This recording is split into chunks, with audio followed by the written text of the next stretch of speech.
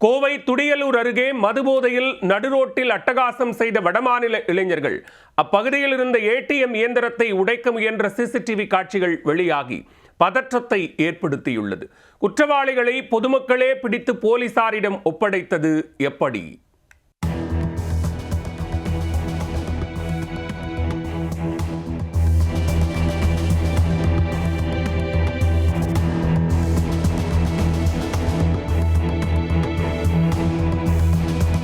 தலைக்கேறிய போதையில் நடு ரோட்டில் ஒடிசா இளைஞர்கள் அட்டகாசத்தில் ஈடுபட்ட பகீர் காட்சிகள்தான் இவை. கண்ணில் பட்டதையெல்லாம் அடித்து உடைத்து எல்லை மீறியவர்கள் கடைசியில் ஏடிஎம் இயந்திரத்திடம் கைவரிசை காட்ட முயன்றுள்ளனர். சிசிடிவி காட்சிகள் காட்டி கொடுக்க பொதுமக்களே களத்தில் இறங்கி அட்டகாசம் செய்த இளைஞர்களுக்கு கடிவாளம் போட்ட சம்பவத்தின் பின்னணி என்ன? கோவை துடியலூர் அருகே அப்பநாயக்கன்பாளையம் பகுதியில் கடந்த சில நாட்களாக இரவு நேரங்களில் வீடுகளில் இருந்த பொருட்கள், கேபிள் டிவி, செட்டாப் பாக்ஸுகள் உள்ளிட்டவை தொடர்ந்து திருடு போய் வந்துள்ளன. மேலும் வீடுகளுக்கு வெளியே நிறுத்தப்பட்டிருந்த 4 சக்கர வாகனங்களின் கண்ணாடிகள், ஸ்டேரிங் வீல் உள்ளிட்டவையும் சேதப்படுத்தப்பட்டு வந்ததாக கூறப்படுகிறது.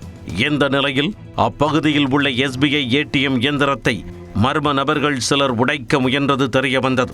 இதனால் அதிர்ச்சி அடைந்த பொதுமக்கள் இப்படியே விட்டால் சரிப்படாது என முடிவெடுத்து ஊரின் முக்கிய பகுதிகளில் பொருத்தப்பட்டிருந்த சிசிடிவி கேமரா காட்சிகளை ஆய்வு செய்தனர்.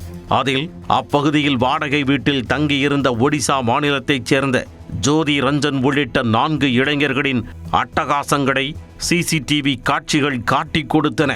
அதில் நள்ளிரவில் மதுபோதையில் சாலையில் படுத்துக்கொண்டு இளைஞர்கள் செய்த அட்ராசிட்டி முழுவதுமாக பதிவாகியிருந்தது.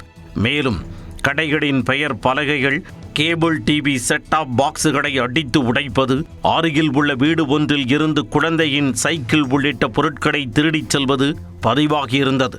இதையடுத்து அந்த 4 பேர் தங்கியிருந்த வீட்டை பொதுமக்கள் சுற்றி வளைத்தனர். வீட்டிற்குள் இருந்த இளைஞர்களை வெளியே வரவிடாமல் கதவை பூட்டி வைத்த பொதுமக்கள் உடனடியாக துடியலூர் காவல் நிலையத்திற்கு தகவல் கொடுத்தனர்.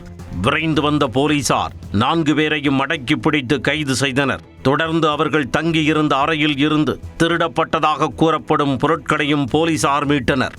மேலும் அந்த அறையில் ஏராளமான மதுபான பாட்டில்கள் குவிந்து கிடந்ததும் தெரிய வந்தது. 4 பேரையும் காவல் நிலையத்திற்கு அழைத்துச் சென்ற போலீசார் அவர்கள் இதற்கு முன்பு வேறு எங்கேனும் திருட்டு சம்பவங்களில் ஈடுபட்டார்களா என்பது குறித்தும் விசாரணை நடத்தி வருகின்றனர்.